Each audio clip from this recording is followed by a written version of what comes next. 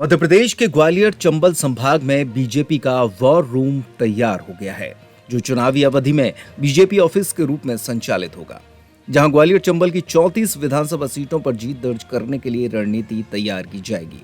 इसका शुभारंभ केंद्रीय कृषि मंत्री और चुनाव प्रबंध समिति के संयोजक नरेंद्र सिंह तोमर ने किया। इस दौरान मीडिया से मुखातिब होते हुए नरेंद्र सिंह तोमर ने कहा है कि विजयादशमी अधर्म पर धर्म की जीत का पावन पर्व है। विधानसभा चुनाव में जीत को सुनिश्चित करने का दिन आज इस कार्यालय से होगा। हमारे सामने कांग्रेस और छोटे दल हैं। कांग्रेस असत्य का सहारा लेकर मैदान में है। मध्य प्रदेश में कांग्रेस की सरकार रही है, लेकिन अपनी उपलब्धि नहीं गिनाते, क्योंकि पैरालाइसिस की सरकार थी।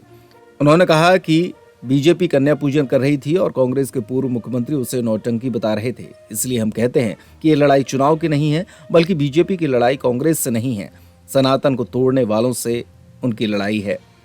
विजयादशमी का दिन है। हमें उम्मीद है कि अधर्म पर धर्म की जीत होगी। सरकारों की कोई उपलब्धि कांग्रेस गिनाती नहीं है, क्योंकि उनका कार्यकाल उपलब्धि शून्य था। उनके कार्यकाल में अराजकता थी, पैरालाइज था,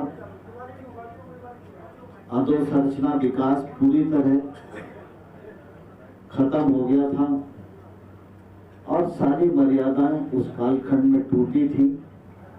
और इसलिए आप सबने देखा होगा कि झूठे वायदे करना, लेकिन अपनी उपलब्धि के नाम पर कोई बात नहीं करना।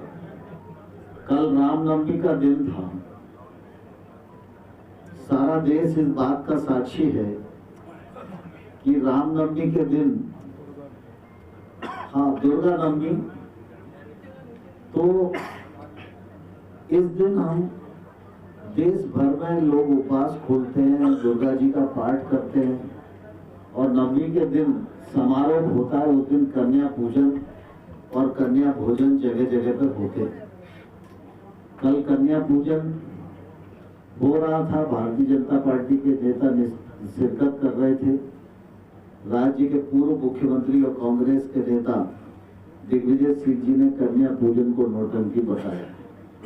इससे कांग्रेस पार्टी की मानसिकता का पता चलता है। और आज जो तथाकथित कांग्रेस है, तो वो सिर्फ मुखौटे के रूप में इस्तेमाल हो रही है। भारतीय जनता पार्टी की लड़ाई कांग्रेस से नहीं है। भारतीय जनता पार्टी की लड़ाई देश तोड़ने वाली जो मनोवृत्तियां हैं उनसे है। सनातन को समाप्त करने की जो मानसिकता है, उन लोगों से भारतीय जनता पार्टी की लड़ाई है। और इसलिए हम सब जानते हैं कि आज दशहरे का दिन है, अधर्म पर धर्म की विजय का त्योहार है। इस दिन मीडिया सेंटर का प्रारंभ हुआ है। ये मीडिया सेंटर काम करेगा और आने वाले कल में धर्म की विजय होगी और भारतीय जनता पार्टी पूरे बहुमत की सरकार बनाने में सफल होगी।